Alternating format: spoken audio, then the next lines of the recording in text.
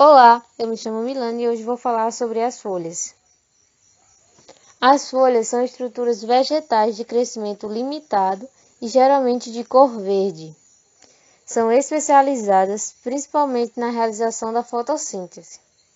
Entretanto, elas também atuam na respiração, transpiração, como estrutura de reserva e até mesmo defendendo o vegetal contra herbívoros, seja atuando como barreira física ou como barreira química. Anatomia da folha. A folha é formada por tecidos de revestimento do sistema fundamental e do sistema vascular. A epiderme reveste toda a folha e costuma-se considerar duas faces: a face adaxial, que é a parte de cima da folha, e a abaxial, que é a de baixo. Na epiderme ocorrem os estômatos relacionados com as trocas gasosas e podem aparecer também tricomas e outras células especializadas. As folhas podem ser formadas por 4 partes: o limbo, pecíolo, estípula e a bainha. Isso quer dizer que, embora existam 4 partes, nem todas as folhas apresentam a mesma estrutura. O limbo é a parte mais conhecida da folha, que é considerada a folha propriamente dita. O pecíolo é a parte estreita que fica localizado entre o limbo e o caule. A estípula é uma pequena parte que protege o pecíolo. E a bainha é a parte inferior da folha e ela protege a estípula. A seguir, vemos uma imagem que representa e mostra cada parte dessas da folha: o limbo, as estípulas, o pecíolo e a bainha. Os tipos de folha. Existem vários tipos de folha. Além das folhas completas, aqueles que apresentam limbo, pecíolo e bainha, e das folhas incompletas, as que não apresentam uma dessas 3 partes. Basicamente, elas podem ser simples ou compostas. A folha simples, que tem apenas um limbo, são as mais comuns. A seguir, vemos um exemplo da imagem de uma folha simples, que é a mais comum, é a mais encontrada das folhas. Já as folhas compostas, cujo limbo é dividido, dessa divisão surgem os folíolos. A seguir, vemos um exemplo desse tipo de folha. Na botânica, as folhas podem ser classificadas conforme a forma do limbo. Elas também podem ser classificadas de acordo com a disposição dos seus folíolos, no caso das folhas compostas. Temos a imparipenadas e paripenadas, quando o número de folíolos presentes na folha é ímpar ou par, respectivamente. Seguir vemos um exemplo de uma folha. Essa folha, tem a forma de um coraçãozinho, bem bonitinhos. A folha que é a folha imparipenada. Depois tem uma folha paripenada, que é bem semelhante. As palmadas ou as digitadas, que é outro tipo de folha, que é quando todos os folículos surgem de um mesmo pecíolo. A folha palmada ou digitada, aqui temos um exemplo desse tipo de folha. E temos as recompostas, quando os pecíolos são divididos em outros folíolos, que é um folíolo, dá origem a vários outros folíolos. Temos aqui o exemplo desse tipo de folha. No interior das folhas existem nervuras, que são as ramificações que vemos no seu limbo. De acordo com o número de nervuras e a sua forma, as folhas podem ser classificadas em uninérvia, quando a folha tem apenas uma nervura, tal como a folha da palmeira. Paralelinérvia, quando a folha tem várias nervuras dispostas de forma paralela, tal como a folha de milho. E, por fim, a peninérvia, quando as folhas têm uma nervura principal de onde surgem outras nervuras, tal como a folha das rosas.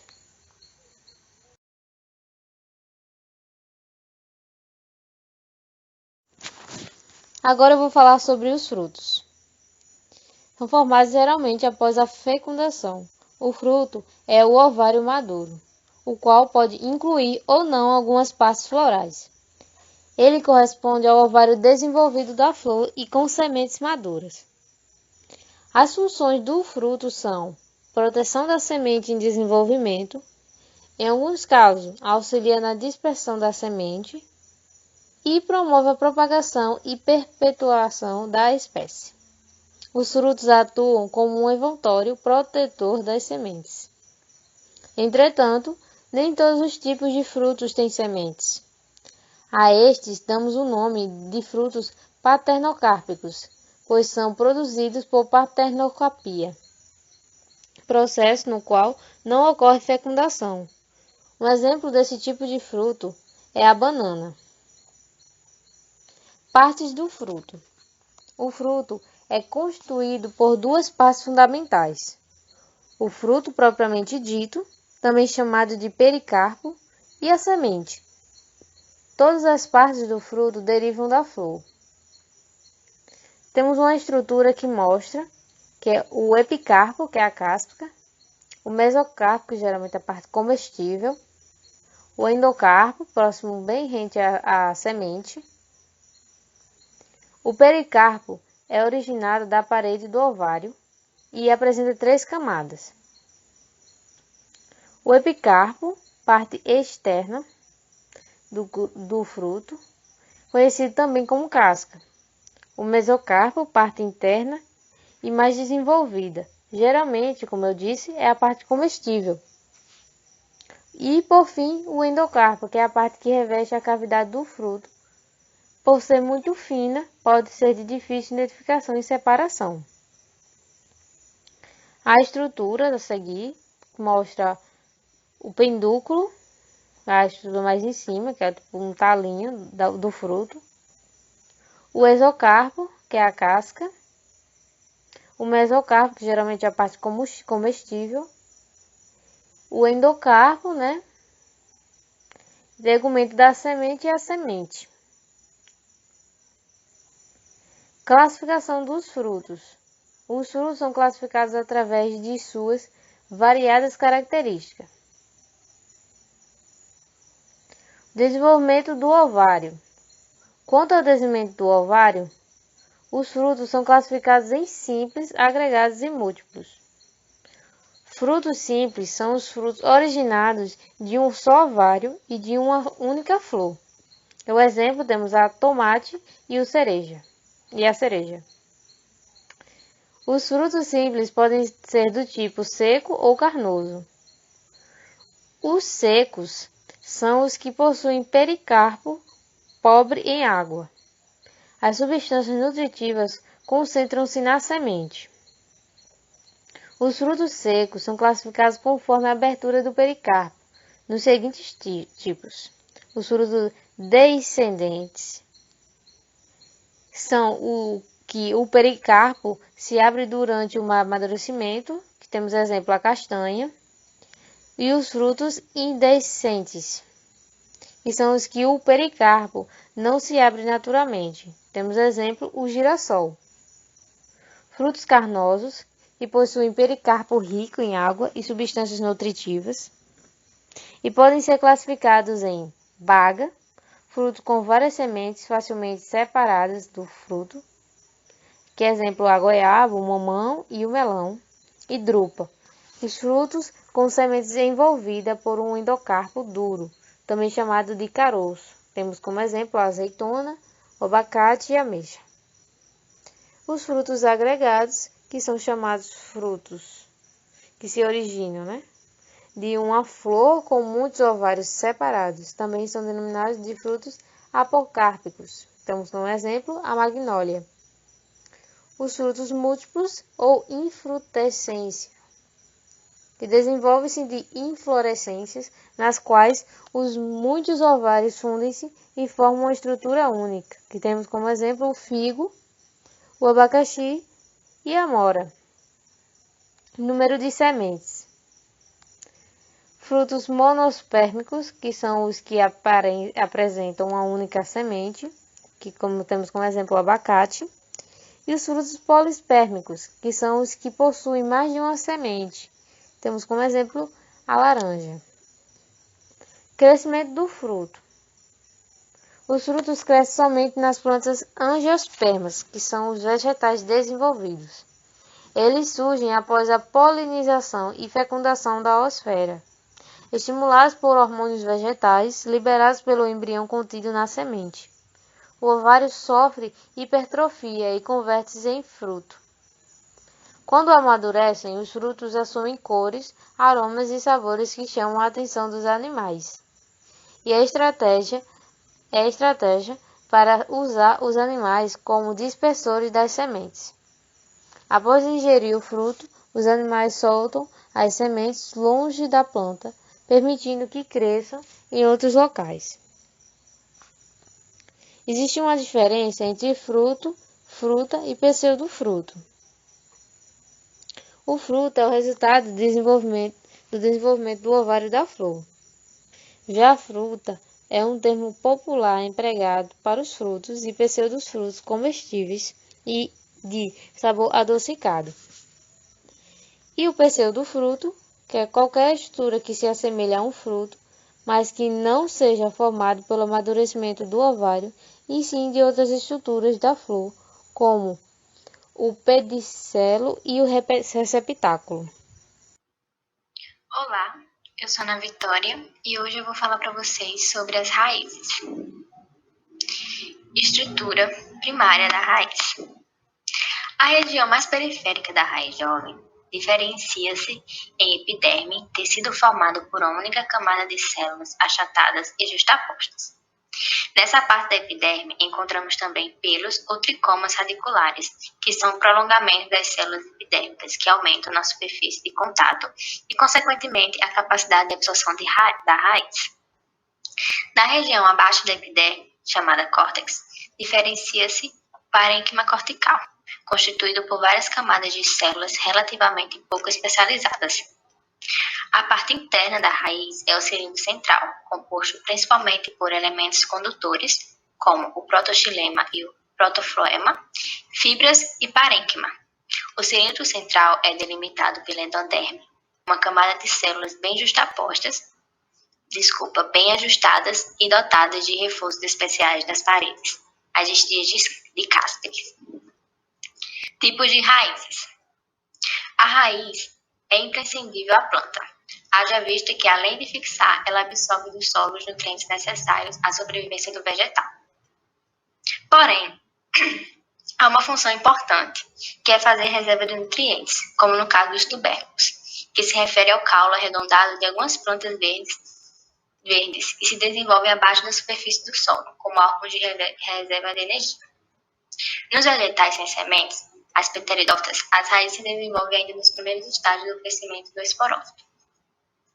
Já nos vegetais com semente, as espermatofitas, as raízes têm origem ainda no embrião. Neste último caso, a radícula é o primeiro órgão a se desenvolver, no instante em que há uma germinação de semente.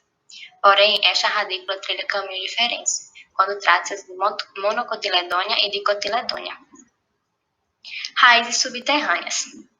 São raízes que ficam abaixo do solo e possuem várias formas, permitindo uma subclassificação: axial ou pivotante, ramificada, vasculada e tuberosa.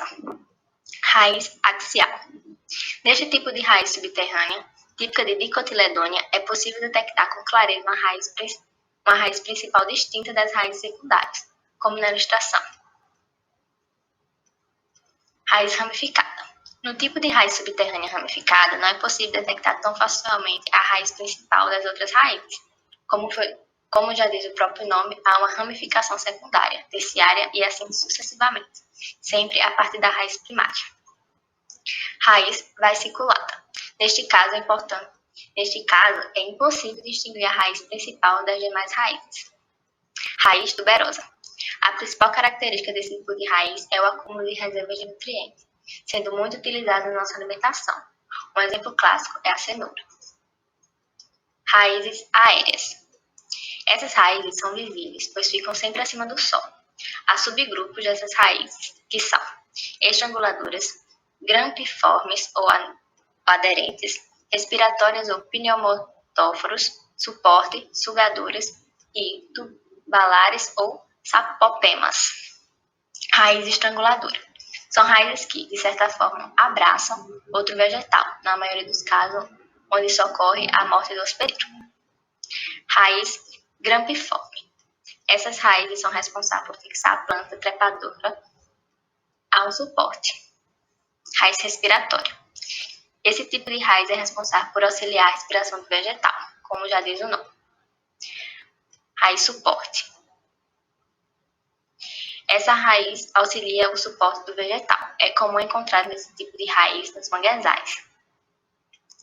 Raiz sugadora. Esse tipo de raiz adentra o corpo das plantas hospedeiras, de maneira a absorver toda ou parte do alimento do vegetal. Raiz tubular. São raízes grandes, bem desenvolvidas e conferem estabilidade para a planta. Raízes aquáticas. Como o próprio nome já traduz, essa raiz se desenvolve em plantas aquáticas. Diferente das raízes subterrâneas, a função desse tipo de raiz não é fixar, mas apenas absorver nutrientes flutuantes presentes na água.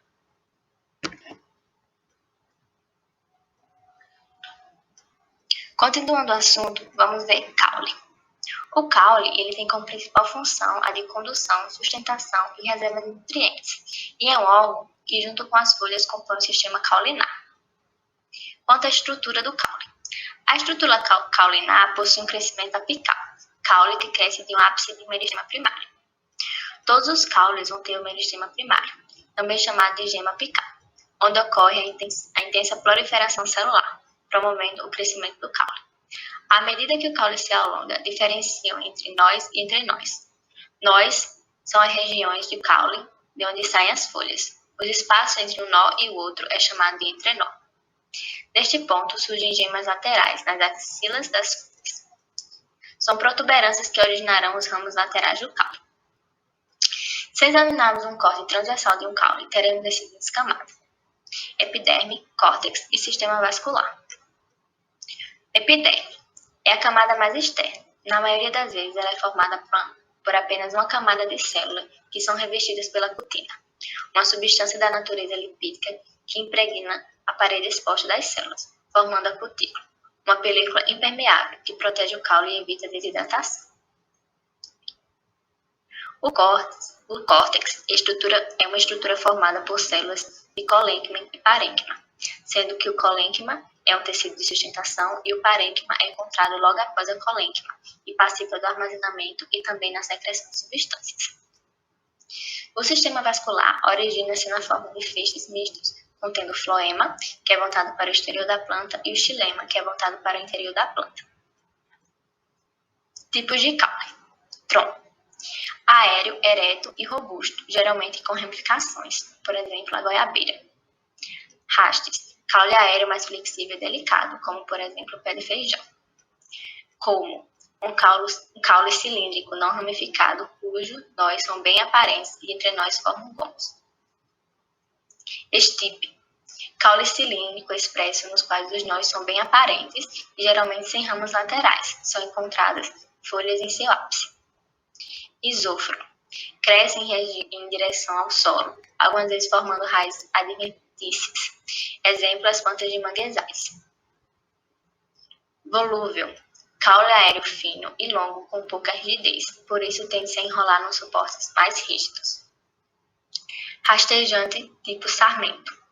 Caule aéreo fino, longo e com pouca rigidez. Por tal motivo, cresce rente ao solo, fixando-se por meio de raízes. Rastejante do tipo estolho. É um caule aéreo fino, longo e com pouca rigidez. Por isso cresce ao rente ao solo, fixando por meio de raízes em vários pontos. Se for rompido, a região que liga um enraizamento a outro forma-se uma nova planta. Propagação vegetativa. Cladódio. caule aéreo modificado a fim de executar a função fotossintética e ou armazenar água, como por exemplo os cactos. Rizoma é um caule subterrâneo que cresce horizontalmente ou rente ao solo, como por exemplo as samambaias. Tubérculo, caule subterrâneo muito nutritivo, rico em gemas, como por exemplo a batata inglesa. Bulbo é um caule envolto por folhas subterrâneas modificadas.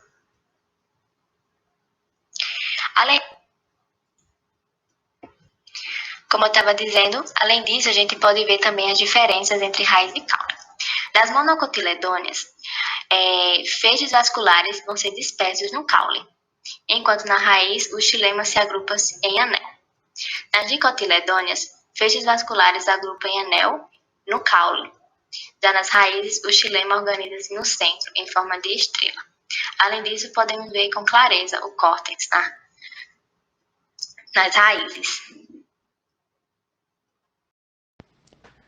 De acordo com o Instituto de Biologia da Universidade Federal de Uberlândia, as angiospermas apresentam um conjunto de características reprodutivas reunidas em uma única estrutura, que é a flor. A evolução da flor foi um dos principais fatores que determinaram o sucesso e a grande diversidade das angiospermas. Portanto, o estudo da estrutura e evolução da flor é importante na filogenia e classificação deste grupo de plantas. A típica flor das angiospermas é monóclina, com pistilos e estames inseridos no mesmo receptáculo e protegidos por apêndices estéreis, tendo as sépalas a função de proteção e as pétalas de atração de polinizadores. A partir da flor primitiva, as tendências evolutivas gerais se deram nos seguintes sentidos: redução do número de elementos, disposição espiralada dos elementos, passando à disposição cíclica, tépalas indiferenciadas, passando à diferenciação de cálice e corola, mudança da simetria da flor e formação de um hipanto, que gradualmente se funde ao ovário, com modificação do ovário súpero para ovário ínfero. A flor é um ramo de crescimento determinado, localizado na posição terminal do caule, de um ramo caulinar ou axilar. No decorrer do processo evolutivo, as folhas, nós e entrenós desse ramo sofreram profundas modificações, transformando-se em peças florais. Tais peças em conjunto formam 4 vertícilos, cada um inserido em um dos nós do ramo. Cada uma dessas folhas modificadas de cada vertícilo floral é denominada antófilo. Em 2 destes vertícilos formam-se as células sexuais, sendo, portanto, chamados de vertícilos férteis. Os outros 2 são apenas de células estéreis, portanto, chamadas de vertícilos protetores ou simplesmente vertícilos estéreis. Uma flor, quando completa, consta de um pedicelo, que é um eixo caulinar, que nasce na axila ou em uma das brácteas. A flor será pedunculada ou séssil, caso apresente ou não o pedicelo. Na extremidade, geralmente mais alargada, denominada receptáculo floral, estão inseridos elementos florais. O receptáculo é um ramo modificado, constituído de nós e entrenós muito curtos, podendo apresentar-se de forma bastante variada, o que pode determinar uma alteração da morfologia externa da flor. Por exemplo, em flores de grupos considerados primitivos, que em geral apresentam um grande número de peças florais, o receptáculo floral é alongado e as peças florais se dispõem ao redor dele de modo espiralado. Assim, nestas plantas, embora o eixo floral também seja de crescimento determinado, aparentam ter um crescimento indeterminado, e tais flores são chamadas de acíclicas, como vemos nesta imagem. E utilizamos um exemplo da flor de magnólia. Nas flores especializadas, mais evoluídas, ocorre redução do número de peças florais com um encurtamento do eixo floral, constituindo um receptáculo floral mais achatado. Nestas flores, as peças florais não se dispõem mais de maneira espiralada, apresentando um arranjo cíclico, onde as peças de cada vertícilo se inserem na mesma altura e formam vários círculos concêntricos. Tais flores são denominadas cíclicas, como vemos nesta imagem. Os apêndices florais mais externos são estéreis e constituem o perianto, sendo formado por sépalas e pétalas. As sépalas constituem o cálice. Internamente estão as pétalas, que constituem a corola. Os apêndices florais mais internos são férteis, sendo formados pelos estames e pistilos. O conjunto de estames é denominado androceu e o conjunto de pistilos é denominado gineceu. A flor que apresenta os dois vertícilos férteis, que é o androceu e o gineceu, é dita perfeita, sendo também denominada hermafrodita ou monóclina. Já a flor imperfeita apresenta apenas um dos elementos de reprodução. Quando é uma flor estaminada, se apresenta apenas o androceu, ou quando é pistilada, se apresenta apenas o gineceu. Tal flor é dita unissexual, que pode ser masculina ou feminina, e também díclina. Uma espécie monóica possui flores monóclinas ou díclinas situadas no mesmo indivíduo, em alturas diferentes ou em posições diferentes numa mesma inflorescência. Um exemplo é o chuchu, e a espécie diótica possui flores díclinas situadas em indivíduos diferentes. E aí podemos usar como exemplo o mamão papaya. Se a espécie possui flores hermafroditas e unissexuais no mesmo indivíduo, ou não, é denominada polígama. A flor é denominada completa se possui os 4 vertícilos, que é o cálice, a corola, o androceu e gineceu, e incompleta se faltar algum destes vertícilos. Com relação ao plano de simetria, a flor pode ser classificada em actinomorfa ou radiada e zigomorfa ou dorsiventral.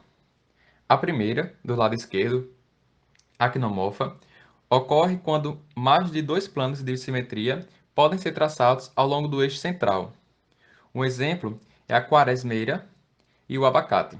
É importante que se observe apenas a disposição das sépalas e pétalas, pois se a observação se estender ao androceu e ao gineceu, dificilmente consideraríamos flores simétricas. E a segunda, do lado direito, a zigomorfa, é a flor que apresenta apenas um plano de simetria, onde as peças do perianto se dispõem irregularmente em relação ao eixo central, mas simetricamente em relação a um plano. Assim, tanto o cálice como a corola podem ser divididos em 2 metades iguais. E aí podemos exemplificar com a orquídea e a ervilha. Quando se analisa o perianto das flores de angiospermas, verifica-se que nem sempre o cálice e corola estão presentes na flor. Deste modo, as flores podem ser classificadas em aquimídeas ou nuas, que é quando são desprovidas de perianto, ou seja, não apresentam cálice nem corola. E aí exemplificamos com a pimenta do reino. O cálice, constituído de sépalas, é o primeiro dos vertícilos florais, ou seja, o mais externo. O cálice geralmente é verde e tem a função de proteção dos órgãos essenciais, que são os estames e pistilos. As sépalas são folhas modificadas que apresentam epiderme, nervuras e estômatos. A margem pode apresentar dentes, lobos ou segmentos, fendidos ou partidos. O cálice pode ser classificado quanto à fusão de suas peças em cálice dialisépalo ou cálice gamosépalo. O dialisépalo é quando as sépalas são livres entre si. E aí podemos exemplificar com a lamanda amarela e o flamboyanzinho. E o cálice gamosépalo são quando as sépalas são unidas entre si. E aí podemos exemplificar com a trompeta de anjos e a tumbege azul. Já a corola, internamente ao cálice, encontra-se ela, que é definida como um conjunto de pétalas. Ao contrário das sépalas, as pétalas têm geralmente textura mais delicada e apresentam diferentes cores. Quando não há diferenciação entre as pétalas e as sépalas, denominamos o conjunto de tépalas. Os diferentes formatos e cores da corola são relacionados aos diferentes polinizadores das angiospermas. Quando as pétalas se apresentam verdes, a corola é chamada de sepaloide. Assim como as sépalas, as pétalas são constituídas de epiderme, nervuras e parênquima. As pétalas apresentam um limbo, que é a porção dilatada, e a unha, a parte basal mais estreita. Quando falta a unha, a pétala é chamada de séssil. Há diversos tipos de formas da corola, ou de combinações de características de soldadura e de planos de simetria no arranjo das peças florais, podendo serem classificadas em dialipétala e actinomorfa. Agora seguimos com alguns exemplos. A crucífera é constituída de 4 pétalas iguais, dispostas em cruz, com unhas longas e limo grande. São exemplos a couve, mostarda, nabo, couve-flor, repolho, entre outros. A rosácea possui 5 pétalas dispostas de forma circular, com unha reduzida, sendo chamada de subsécio, ou até sem unha, que nesse caso é chamada de sécio. E um exemplo é o morango, a roseira, a goiaba, pêssego, entre outras, como podemos ver um exemplo na imagem nesse vídeo. A orquidácea, com 2 pétalas laterais chamadas asas e uma mediana inferior chamada de labelo, podemos exemplificá-la com a orquídea. A tubulosa apresenta um número variável de pétalas soldadas entre si, formando um tubo relativamente longo e mais ou menos cilíndrico. E aí usamos como exemplo flores do disco de girassol e margarida. A rotácea tem a corola com tubo curto e limbo plano, circular semelhante a uma roda. Podemos exemplificar com tomate e manacá. A personada tem a corola tubulosa e com o lábio inferior recurvado para cima, cobrindo a fauce, que é a abertura do tubo da corola, tal como na figura. Agora chegando em uma das partes mais importantes da flor, o óvulo é o megasporângio das gimnospermas e angiospermas, onde são formados os megásporos ou macrósporos, que originarão o megagametófito, que é o saco embrionário. Depois da fecundação, o óvulo é transformado em semente. O óvulo consta de um maciço celular, chamado núcleo, envolvido por 2 tegumentos, a primina, que é a membrana externa, e a secundina, que é a membrana interna. Esses 2 envoltórios não cercam completamente a núcula, deixando uma pequena abertura, que é a micrópila, por onde passará o tubo polínico, como podemos ver nesta figura. Nem todos os óvulos apresentam os 2 tegumentos. Óvulos com um só tegumento são comuns em gimnospermas e dicotiledôneas gamopétalas, e óvulos com 2 tegumentos são próprios de monocotiledôneas e dicotiledôneas dialipétalas. O óvulo prende-se à placenta por meio de um eixo, denominado funículo. O funículo, de dimensões variadas, apresenta um feixe vascular que se estende até a base da núcula, ou da chalaza. No óvulo, o ponto de inserção do funículo chama-se hino. Considerando-se a curvatura do funículo e a torção da núcula, os óvulos podem ser classificados em ortóproto, anátropo, anfítropo e capilótropo. O ortóproto é o óvulo reto que não apresenta nenhuma curvatura. Assim, o funículo, a chalaza e a micrópila, que é voltada para cima, estão em linha reta. Os óvulos ortóprotos são raros em angiospermas e frequentes em gimnospermas. Já o anátropo é o tipo de óvulo mais comum entre as angiospermas. Nele, o funículo sofre uma grande curvatura. O óvulo sofre uma rotação de 180 graus e a micrópila se aproxima do funículo. No entanto, a curvatura não afeta a forma do saco embrionário. O anfítropo, quando ocorre uma curvatura semelhante à anterior, mas ele não tem a curvatura do saco embrionário. E aí a chalaza não fica oposta à micrópila. E o campilótropo é o tipo de óvulo que apresenta uma curvatura sem afetar o saco embrionário. Neste caso, a chalaza não fica oposta à micrópila, como acontece no óvulo anátropo. Agora seguimos com a megasporogênese e megagametogênese. O óvulo forma-se na cavidade do ovário, que é o nóculo, e inicialmente começa a crescer como uma protuberância, o núcleo. À medida que ocorre o desenvolvimento, começam a crescer os tegumentos, que envolvem o núcleo, exceto na região da micrópila. Cada óvulo encontra-se ligado à placenta pelo funículo. No interior do primórdio do óvulo, uma das 4 células torna-se mais evidente que as outras, maior em tamanho, citoplasma mais denso e núcleo mais notável. Esta célula, chamada de megasporócito, que é diploide, geralmente é a célula-mãe dos megásporos. Após uma meiose, a célula-mãe do megásporo, que é diploide, dará origem a 4 megásporos haploides. 3 desses megásporos geralmente degeneram. O megásporo funcional vai então se desenvolver e dar origem ao megagametófito, que será chamado de saco embrionário. Inicialmente, o megásporo cresce e o seu núcleo se divide.